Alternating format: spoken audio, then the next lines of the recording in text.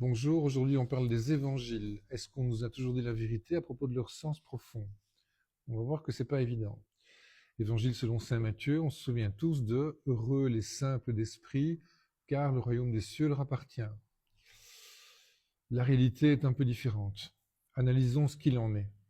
En hébreu, le mot qui désigne les pauvres est anawin. Il désigne les opprimés, les soumis, les bossus, bref, tous ceux qui n'ont pas les moyens de se défendre contre les puissants. Les Anawin sont maudits, ils ont la poisse.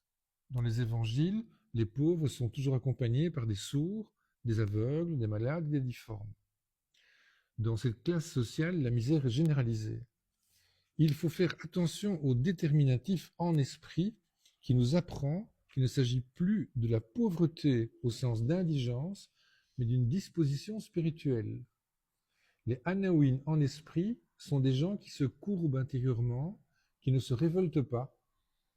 L'esprit de pauvreté est en fait une attitude spirituelle d'humilité et de patience. Elle est une disposition intérieure que l'on trouve chez les gens qui ont conscience de leur fragilité humaine et qui sont donc accueillants au sens de l'existence que Jésus leur révèle en fonction du projet du salut de Dieu. Les pauvres en esprit, les Anawin, sont donc bien plutôt des personnes humbles et ouvertes d'esprit, des gens purs qui ne sont pas soumis à un dogme trop puissant comme le judaïsme qui les empêcherait de recevoir la parole du Christ. C'est très différent de ce que le catéchisme nous a enseigné.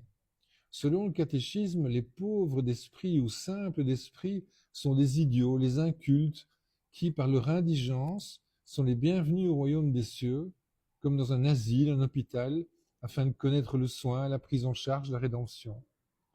Grâce à ces deux exemples pris dans les évangiles, oui, il y a un exemple précédent que je citerai plus tard, nous comprenons mieux maintenant le sens caché de l'histoire, les mensonges et les interprétations serviles de l'Église aux ordres du pouvoir.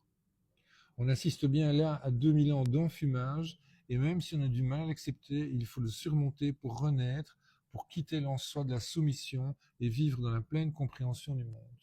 Merci. C'est à retrouver dans Philosophie de la soustraction, qui est mon premier essai philosophique de 2024 aux éditions Les Impliqués, l'Harmattan. Je mets le lien dans la description. Merci, au revoir.